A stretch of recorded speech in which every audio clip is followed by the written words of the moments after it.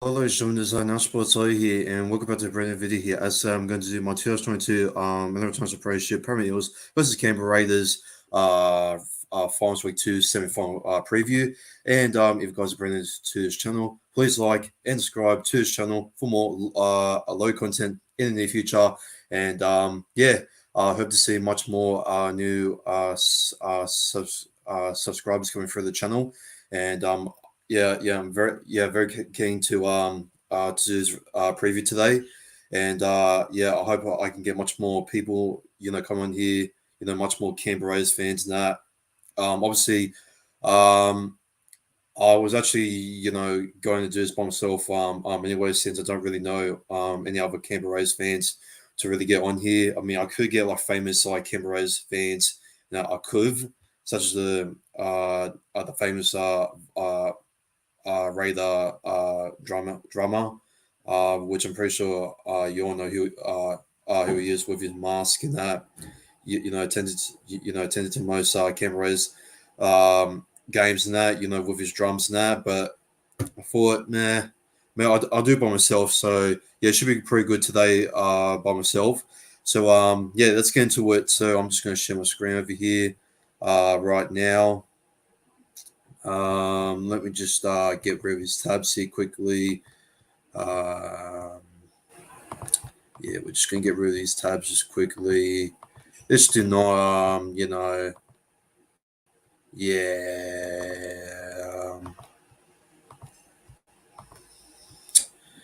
All right, yeah. All right. So I'm just gonna, actually before I get into it, I'm actually gonna be right back and just I'm actually going to the toilet quickly, so I'll be right back, lads. So yeah, I'll be right back in a sec.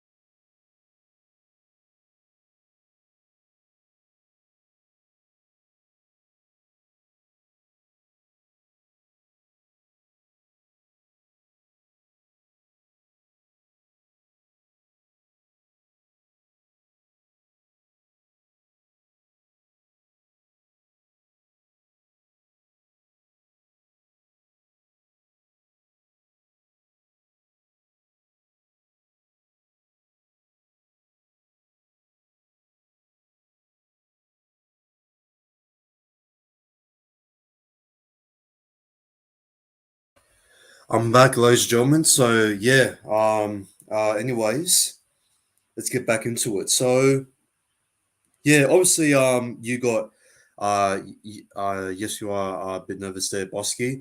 You're saying, I'm a bit nervous for the upcoming Friday night. I hope that our players can prove these haters and I was wrong and finally put an end to a semi-final curse.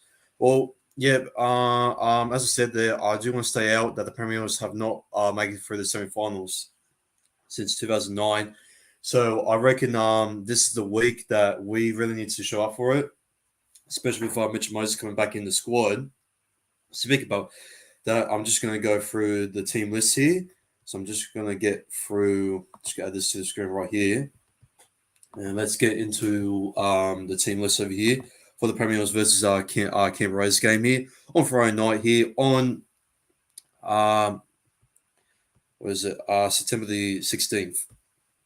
So yeah, all right. So the ins there is Simonson there, but he's playing in the reserves. Caro is still in the reserves, unfortunately. KY Rodwell there is still in the reserves there, and I think he Ogden also in the reserves.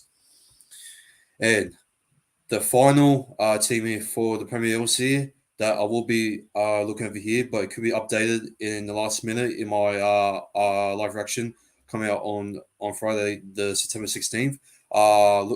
Keep a lookout for that one, lads. It will be live. Uh, it it will be live streamed there at 7. I'll say 7:30 p.m. on Friday, 16th of September on Finals Week 2 on Friday at Comic Stadium, Sydney, here on National Sports Loaded channel. So the skipper there for the Premiers there is Clint Gutherson. On the wings, it is Marcus Servo there, and also the guy himself there, Wanda Blake. And in the centres there, it will be Will Penasini and Tom Ovacek. In the halves there, it will be Dylan Brown and Mitchell Moses. Mitchell Moses also, I'm also massive in there for us after he was taken off there for the last 15 minutes there as well. After we had a good start there in 15 minutes as well, growing in there with our backs in it, even though Dylan Brown didn't show any variety and towards his attack, and that especially coming out of his offensive half there as well, and just trying to at least get those steps in inside of those holes in that. But going to our 4-pack here is Regan Campbell there in the 4-pack there for prop. Holker there is Reimani. And also our vice captain there is June Butler. In second rows there it is Sean Lane and Jose Pablidi. At lock there it is Ryan Madison. As a utility, as usual, same as it is in the regular season. It is Makahesi Makatoa. Number 15 is Jacob Arthur. Number 16 is Organ Kafusi. Number 17 is Martin Nikore. And in the reserves there, our 18 man there is Nathan Brown. And that's all of the reserve players there for the Eels. And obviously, yes, Ashley Klein there. Look how gross he is. Wow. It looks like a face of robbery rover there. Yuck. Disgusting. Get him out of there. But let's go through the Canberra's ins and outs. So obviously they do have a big out there. Just to point out there, Adam Elliott, which was being reported yesterday night, he was ruled out there for the upcoming semi final. He has been pretty good there in the lock there for them this season. But I'm pretty sure they'll get someone decent there to replace someone there at lock. I think it is Corey Haranara, I believe. So, yeah, I'm pretty sure he will start there. A lock. And it's there. So, Atta Marata Maria Mariata. Sorry if I pronounce his last name wrong there. He will be debuting there in the bench there for the Raiders. Charles Nick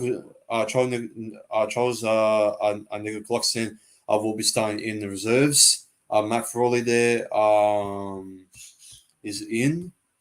Apparently, no, he's in the reserves. Yeah. Pia Holla is also in the reserves. Bryce Sutton is on the bench. And let's go through the official Canberra Rays lineup for Finals Week 2 for the Premiers versus Canberra Rays match in the final series for 2022 at Combank Stadium. So the back there, at full back there is the young gun, who was absolutely just took in the place there, across the world there for Canberra in different varieties of his skills there. It is Xavier Savage. And on the wings there, it is Nick Kotrick there and John Rapiner. In the centers there, it is Matthew Tomoko. And on the other side, it is Sebastian Chris. And in the halves there, it is Jack Wine there. And also I'm a halfback there. It is Jamal Fogarty. In the four pack there, it is Josh Papali'i. And as a hooker there, it is Zach Wolford. He was also a rookie there for the Canberra Rays. He was absolutely just amazing there. I'm a hooker, getting those hard runs there, aggressively just working himself well there as well, trying to get those good plays there as well. Is he the most underrated hooker for the season? Some people may disagree with that. Some people like me may kind of agree with that. He can be a bit inconsistent in that. He can also be very quiet on some of his days, but overall, I reckon he's actually good. I reckon he is I'm actually good. The stats may say this and that, and yes, he may not score the most fantasy points and this and that, and be and just get us tackles, get us tackles those tackles in just like a Ray Miners and that, but I reckon he does run hard in as well. He does put some big he does put some big point impact there in the fullback there for the Canberra Rays there for some time. But at number 10 there is Joshua Tarpany there. At number 11 there is Hudson Young. Number 12 there is Elliot Whitehead as a skipper there, and as I predicted, it is indeed outlaw Corey Haranara. And on the bench there for their utility there is Tom Starling. Number 15 is Emery Gula. Number 16 there is Corey Horsburgh. Number 17 there, finally there, Ryan Sutton. And the 18th man there, it is Albert Hapawate. So that is going to be decided. Atta Murata is the 19th man, just in case if someone does get injured there in the last minute, but I doubt it. But maybe I could potentially see it happening, but who knows? But yeah, the last time these two met was down there at GI Stadium, where the Eels actually won at Canberra. Yes, they have won in Canberra 2 times in a row, which Parramatta have not did that. Have not won in Canberra 2 times in a row in such some time, which is pretty credible on how you see the history and that back to back in that. But yeah, to be honest, that win wasn't really that convincing. It was a pretty much sloppy win. Canberra were pretty shit in that game, to be honest, and I feel like that Parramatta could have done much more better. They could have easily smashed Canberra there down at GR Stadium.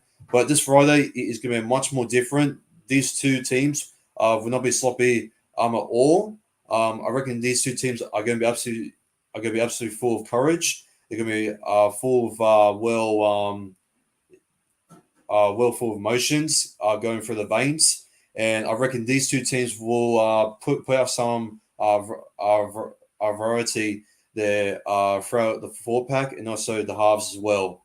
And I'm going to tell you those key players here right now. So our key player here is obviously Mitchell Moses. He's going to put up those big bombs there as well. But I reckon Dylan Brown this week, he really needs to show up his variety in that dummy half in that as well. I reckon he was just didn't show none of that last week, and I think that was his first ever time that he was pretty quiet there for quite a while. So I am expecting Dylan Brown there to show a lot of variety there throughout this week against the Canberra Raiders. And Jack Wine there will be absolutely just dangerous there as well. But yeah, he does have a pretty good running game there as well, similar to what Dylan Brown does. But he can shift himself there in the senses as well, and he does have that pretty good strength there as well. So he will be kind of hard there to pretty much stop there on Friday night. But Jamal Fogarty there, he delivers some pretty good crossfield kicks, and that will be a big, a massive concern there for Warner Blake, since he isn't the best. He isn't the best fella there to really um, uh, compete. Yes, that was a word, to compete there for the high ball. There are such as players like Joe Rapiner, who is known player there to score first tries there in the match. But yeah, I reckon that Warner Blake really needs to work on his defense on his upcoming match here. And if he doesn't, then I reckon we're gonna get fucked on Friday. And honestly, the biggest issue that I really need to stay out, that I've seen a lot of people talk about on the previous here on these finals, week 2 semi-finals matches, is Makahisa Makatoa as a utility. So Makahisa Makatoa as a utility, how can I say this, man? It's just he shows no variety. He shows no impact. He barely has any runs in himself. He barely even plays any minutes, and he's just quiet as fuck. Like, what the hell does he even do? Like, he just takes runs, and the hit ups they takes are not that well impact on what other players in the bench. I'm looking at as well, such as your Nikore, Kafuzi, and Arthur can also take it up in that. I'm actually, yeah, I know he's young. Yeah, I know he's younger than that, but at least he shows some type of variety there for a little bit. But Makahisa Makatoa does not convince me that he has the potential to really show nothing at all. So why are you going to put a player as a utility when he shows no variety there at either position, and he barely even gets any minutes or ever runs well? So what's the point of him when you got much more bigger point players such as Nikore? What happened to Nikore putting it in as our utility there? I don't really understand that. Like, you can at least put Makahisa Makatoa, number 15 there, or either put him, put him in number 15, because you still want to give Kafuzi there much more minutes. No, actually, I reckon put Kafuzi there. I'm in number 17, and then you put Makatoa number 16, and just leave Jacob Arthur there at number 15 there, just in case if he does need some last replacement. Savings and this now for halfback in that, in case if Moses does get injured in that, which hopefully that doesn't happen, but it is in case there for emergence there, Jacob Arthur. So yeah, but Nathan Brown there, as a replacement. I honestly think that Bryce Cartwright is being overseen for the last couple of weeks, and I reckon that Bryce Arthur is making one of the biggest mistakes, kinda. And I hope not, and I hope this doesn't majorly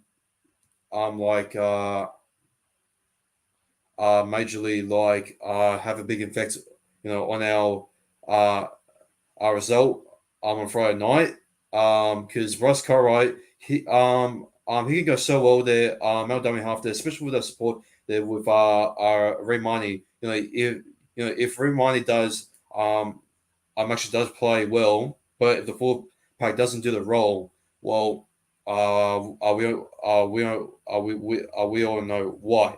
So I reckon that Barafa really needs to pull somebody else's puck over here and just maybe just have a think about this in the last minute and just think to myself, well, if I lose here, well, that's my job done.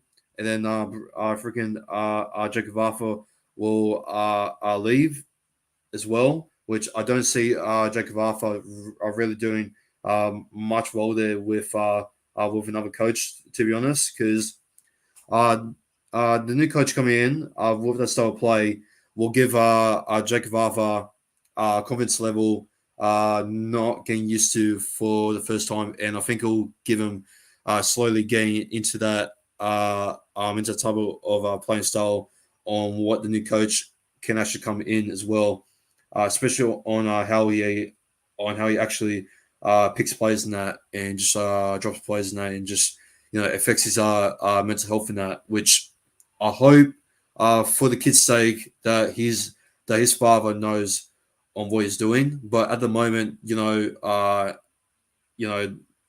utility, and also our 8 man there is just the only issue that I can really see in uh, our side there, which is kind of worrying there, since I feel like Ross Curry is a massive important play there for us there, throughout the full pack there as well.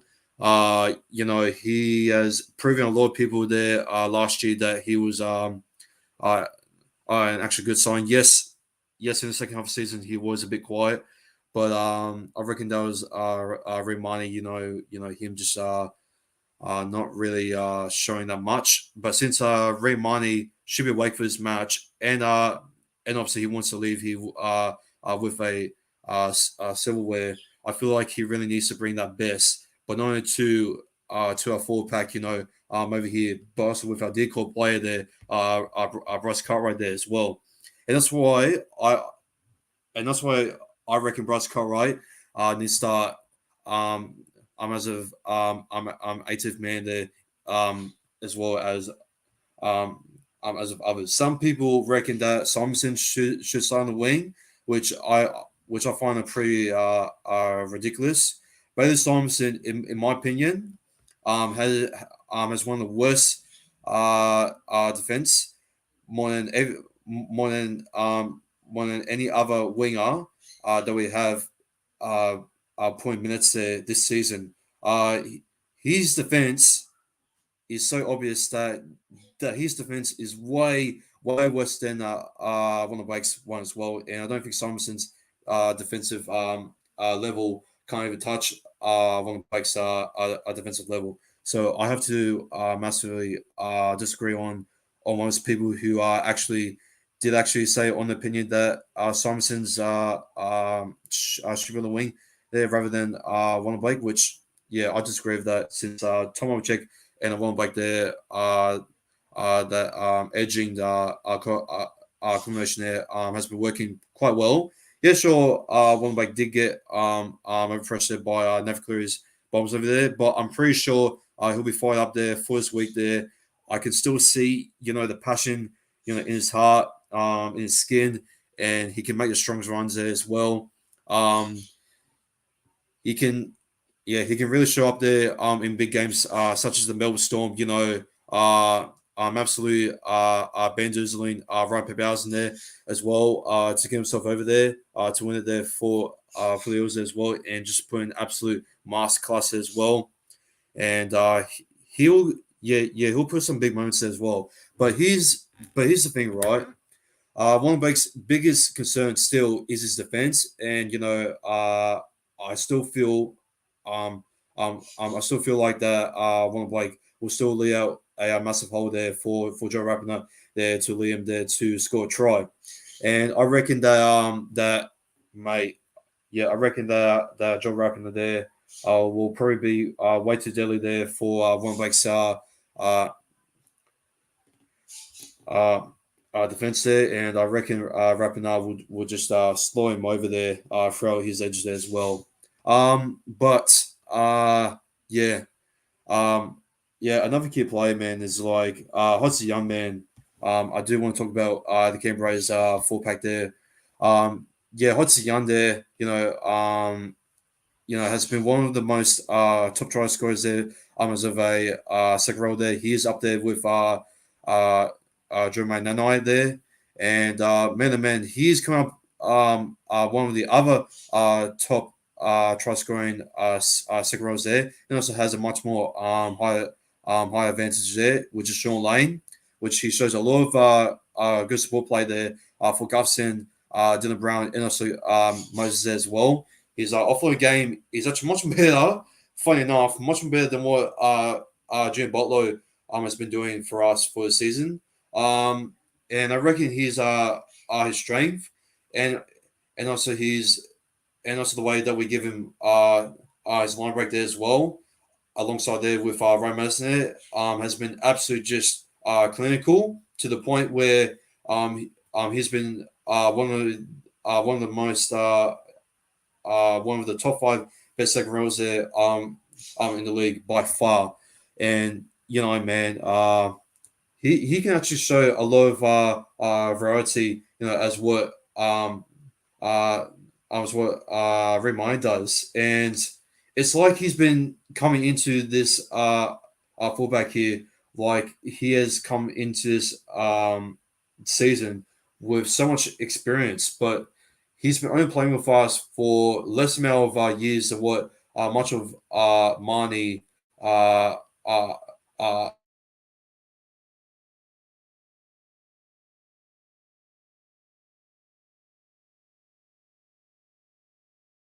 although Marnie way more experience has had way more experiences and also represented Origin level as well. And yet Sean Lane has not, Sean Lane has played finals, but he hasn't been into Origin camp, and that speaks a lot about on what his potential and also what he delivers there in the four pack there as well. And yeah, Sean Lane is a massive target there for the Canberra there to really punch him down as well, especially for his height advantage there as well. And the Canberra's know that the four pack there is a massive, brick wall there as well to really punch him down as well, and to watch out on what he actually offloads as well to other players who have the strength and also just heart there as well, and also have some pretty good step work such as Ryan Madison, which I actually have him for the first try scorer there as well, which I do feel like that either Dylan Brown there will either try to find a holder as well, and to give it to Ryan Madison there as well with his good with his great step work there as well, and also give out much more bigger fillers there as well, which can also show the great speed as well. Either to Gufson as well, which he can also shift it there to Sivo as well. We have so much variety there, in in the squad there. Yet Bro Alpha doesn't really take advantage of that. A lot of I saw some people there, saying that Parramatta are going to get smashed here by 30 plus here by the Canberras, which I won't be surprised here since we do go I'm under pressure here, in the semi-finals, and yes, DNA so no and yes, choking is in our DNA, but this is a moment where the Eels need to show off an absolute masterclass. But as what Pierce Stella said a couple weeks ago, and I also said this in my Premiership versus Mel Storm preview, that Stella almost said that the Eels need to be more consistent for the next 6 weeks. Yes, we did lose against the Panthers, but now if we can actually break a curse, we can use a formula and a consistency to get us through, not only through the semi-finals, but if he can work it in the semi-finals, then I'm sure he can work in the prelims and also work in the grand final. It's just that we can't, overthink ourselves and just be impatient. We just need to keep on we just need to keep on the flow there with Mitch Moses as well, and also with Dylan Brown there, our dummy half, and also with Ren Meyer there. You can't just throw in like in playing in like a plain pass there when you're just gonna give March T there always big hit ups and that. Yeah, I'm sure you can give March T the hit ups that we need to really push us there for some good field position as well. And then get ready there for the kick there, but kick off there to Marcus Silva since he is one of our best players there to compete there for the high ball. And he'll absolutely just body Nick Kotrick there as well, and it'll be good and it'll be a good contest there with, between Marcus Silva and also Nick Kotrick there as well, which he also been he's also one of the beauteous try scorers there in the final series as well in the past, but Sivo, he has, I still feel like this is our 2019 version, but much more better. And on Friday, it is the final moment where he needs to show that version of himself against the Raiders, where the Raiders are going to show all the emotion, all the defensive work there as well, and that's something that Parramatta really needs to expect there as well. And they can't always time themselves out there, so they really really cannot just jump the gun there and just give it off to Govson there as well. And we also can't even, and we also just can't give it to our four pack there, much more early there as well, and also to our edges there as well, just to make a break of jail there for us, just to get out of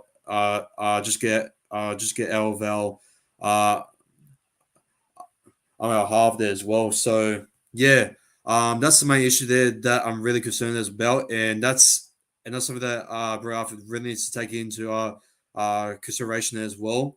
And if you can look into that and really try to figure out on how to actually fix the gears there as well, and get the team's momentum flowing as well around an absolute incredible Canberra defense, which absolutely just outclassed the Melbourne Storm, knocking them out there in a San Francisco style.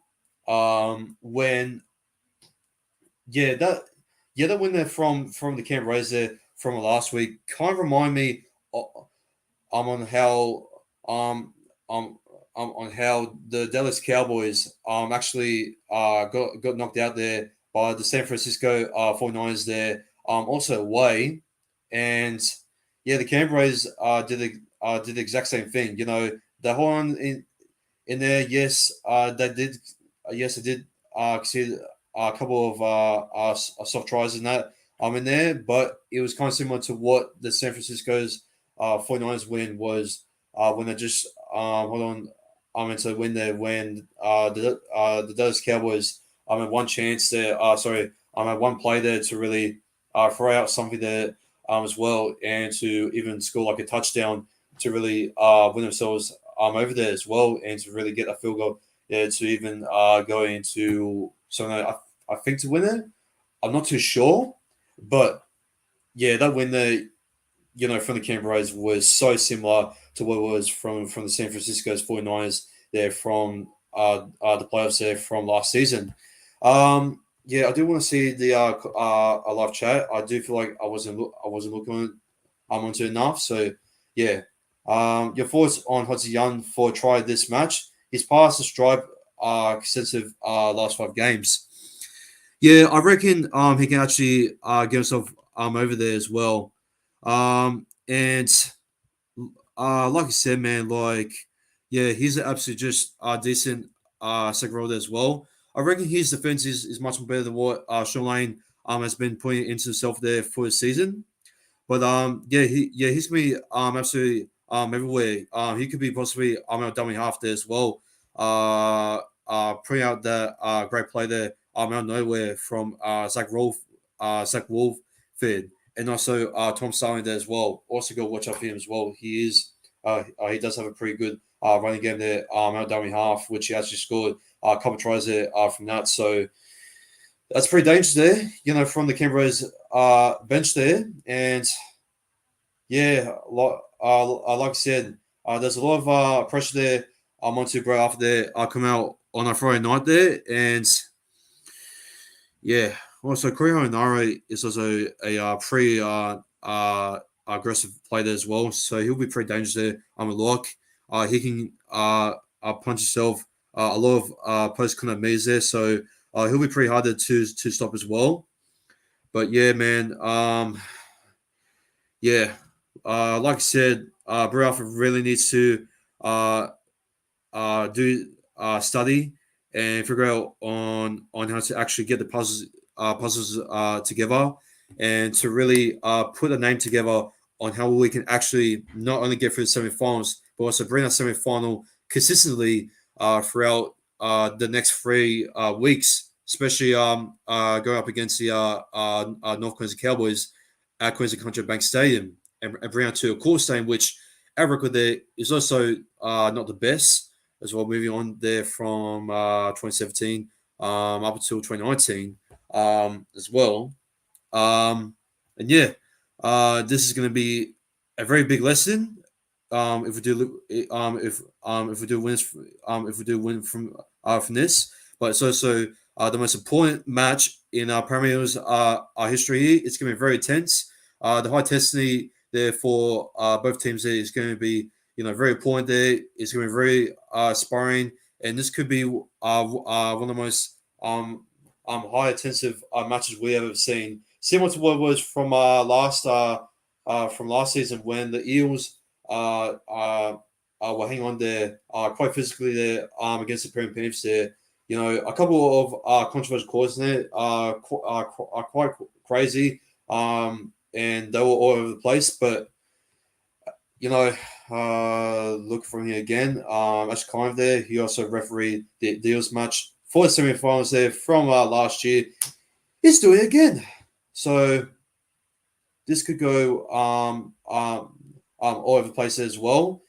This game does kind of give me Premiers versus Canberra Raiders golden point when Charles Nicholas Clockstand scored a hat trick there against Parramatta there in 2020 when he made it 24 points all, and obviously Gufferson kicked the field goal there for us to make it 25 points to 24 there. A golden point, and I could potentially see that happening over here if the Canberra's defense can actually hold themselves up there and get back that that position as well. But if the Eels do start off strong here, I do see the Eels I'm actually winning this. But if the Canberra's score first, I'm afraid that maybe there is a high chance that the Raiders punch on throughout their defense with that great momentum there, and that's when that count will open up there with so much support play there, and also with so much chases there as well. Just straight away, just pinning down William Blake there as well, and just Jamal Forty's crossfield kicks. So Jack Wine's strength there is just going to absolutely just slaughter the Premier's defense there, and that could be the Canberra's 13 plus result over there if we don't start off well there, and also start off pretty poor discipline there as well, and just get nervous as well. I feel like we need to be here pretty much with high confidence, and we actually have been throughout what we have seen there in the press conference there leading up to this match here as well with RSG, Richard Moses, and also Clint Gufson as well. And I'm not sure how the Canberras are going to go into this match, but I reckon the Eels here they really need to be up for it, and they really need to be up for it quite well. And I mean quite well. They need to be godly. They need to be next Dragon Ball Z Super Saiyan or whatever the fuck you call it, and in this snap form, and just absolutely just skin these absolute Raiders to death, and just put a statement there down on the haters, and also Dallas, and also the Cowboys and Parramatta Panthers throats. And yes, if we do win this, I do believe, and this is going to be a very biased and bold call over here, but I reckon the Premiers can go all the way here. If the Eels do win in the semi-final here, all the way to the grand final there with the Parramatta Panthers. And yes, I said that, but it will happen, but only if we show one of the best performances we have ever seen there from the Premier Eels, maybe since 2009 there as well. So there's a lot of notes there being written there on the Eels legacy there as well, and also on the Premiership window there as well. And if they don't show the comments there on Friday night, well, the exit door is knocking on the door there for a early exit there as well for them exiting the Premiership winner there as well, and waiting there for the next decade. So if we don't, if we don't win this match, I think Alexi is officially over for the next decade. Which for our membership there, it's just quite poor, and I feel really bad there for our membership there as well. You know, who has been showing that amount of support there, through our way and also home as well, and reckon that momentum and also that energy there really needs to show that up, and also on our Friday night there as well. That's pretty much gonna be it. I feel like I point out there pretty much far enough. I don't want this preview here to go on for about like an hour or two. So yeah, Blue and Gold Army. I hope you guys enjoy this. And let's hope Mitchell Moses and also Barafa know what they're doing there with full comments there as well. And that's gonna be it. But if you guys bring to this channel, please like and subscribe to this channel for more look content in the near future. And I'm just going to read the latest comments here as well. That's going to be it, ladies and gentlemen. Take care and peace, and go Para! Parramatta Fiend Plus. No, jokes. 80.16. Let's get it. And see you later. Good night.